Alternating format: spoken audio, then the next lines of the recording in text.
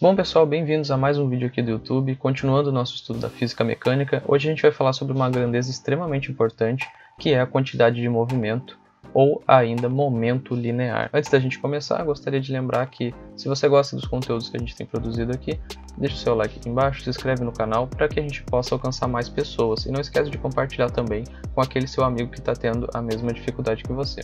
Sem mais enrolação, bora pro vídeo. Bom pessoal, então o que seria a quantidade de movimento ou momento linear? Esses dois nomes aqui são sinônimos, tá? Então você pode encontrar tanto nos livros a definição como sendo quantidade de movimento, quanto pode ser momento linear. Eles estão dizendo a mesma coisa. Então essa quantidade de movimento ou momento linear, aqui eu estou representando pela letra P, mas você também pode ver essa definição aqui como sendo um Q, aí relacionado mais à quantidade de movimento, e aqui mais a momento linear, mas estão dizendo a mesma coisa novamente. Então a quantidade de movimento é basicamente a multiplicação da massa do corpo pela sua velocidade, massa vezes velocidade. Qual que seria a unidade no sistema internacional do momento linear ou da quantidade de movimento? A massa, a unidade no sistema internacional é quilogramas, e a velocidade é metros por segundo. Então essa aqui é a unidade do momento. Basicamente eu estou multiplicando aqui as grandezas, quilograma, metro por segundo. O módulo, ou seja, o valor dessa quantidade de movimento ou desse momento linear, é dado pela massa vezes o módulo da velocidade. De novo, momento linear e velocidade são grandezas vetoriais, portanto elas também têm direção e sentido. Quando eu estou querendo saber o módulo ou apenas a quantidade que eu tenho de momento linear ou de quantidade de movimento, eu ignoro essa direção e sentido e simplesmente considero o módulo desse vetor. Percebe uma coisa? A quantidade de movimento ou momento linear ela é uma grandeza vetorial, portanto ela vai ter uma direção e sentido. Mas qual direção e sentido que essa grandeza vai ter? Bom, se a gente analisar aqui as duas grandezas envolvidas para o cálculo de quantidade de movimento, a massa é uma grandeza escalar, ela não possui direção nem sentido. A velocidade, porém, possui.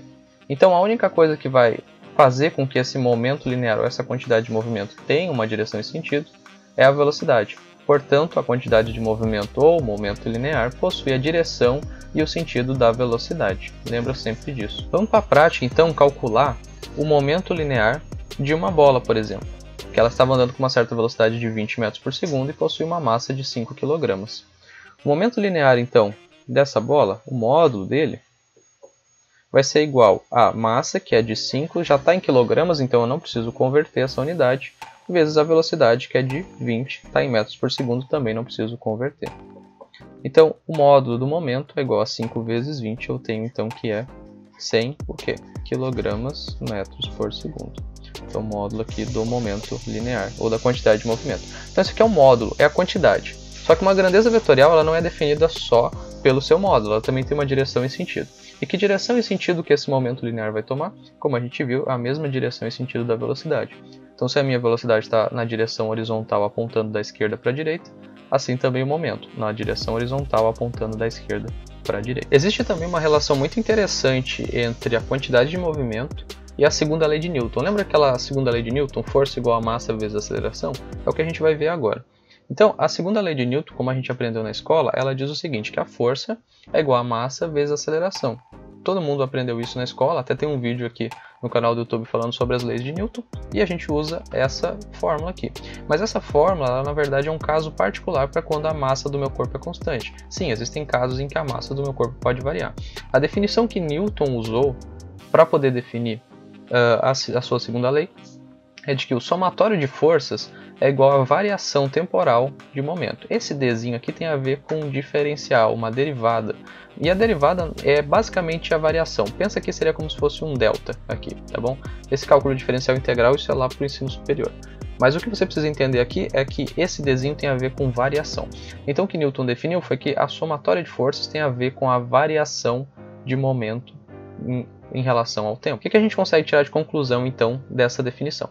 Que uma variação rápida do momento linear, ou seja, se eu tiver o dt aqui, o ΔT muito pequeno, o que são? Força e ΔT são inversamente proporcionais. Logo, se a variação do momento for muito rápida, aqui muito curto, a força vai ser muito grande. A força que eu preciso imprimir para poder causar essa variação de momento vai ser muito grande. Caso contrário agora, se eu tiver uma variação de momento muito demorada, mais lenta, a minha força, consequentemente, que eu vou precisar fazer para parar esse objeto, ela é menor.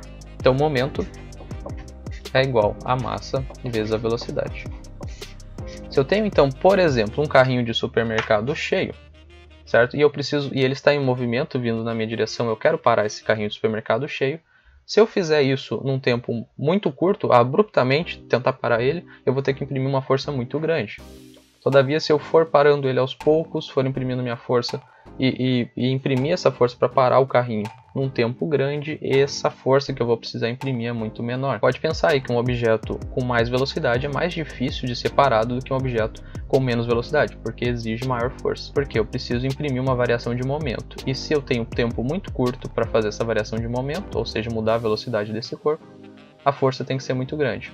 Porém, se a variação desse momento pode ser feita num tempo grande, a variação dessa velocidade, portanto, num tempo maior, a minha força fica consequentemente menor.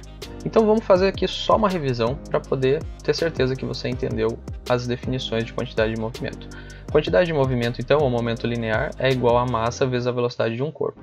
Quantidade de movimento é uma grandeza vetorial. O seu módulo pode ser dado pela massa vezes o módulo da velocidade. E a sua direção e sentido coincidem com a velocidade, pois é a única grandeza vetorial que pode fornecer uma direção e um sentido para essa grandeza. A unidade no sistema internacional de quantidade de movimento é quilograma vezes metros por segundo, porque é simplesmente a multiplicação das grandezas aqui, da massa, que é quilograma, e da velocidade, que é metros por segundo. Simples assim. Gostou desse vídeo? Ele te ajudou a entender um pouquinho mais dessa matéria? Não esquece de deixar o seu like aqui embaixo, compartilhar com seus amigos para que eles também possam entender essa matéria. Não esquece que toda terça tem resumo novo lá no perfil do Instagram e todas as sextas tem vídeo aqui no canal do YouTube. Um forte abraço a todos vocês e bons estudos!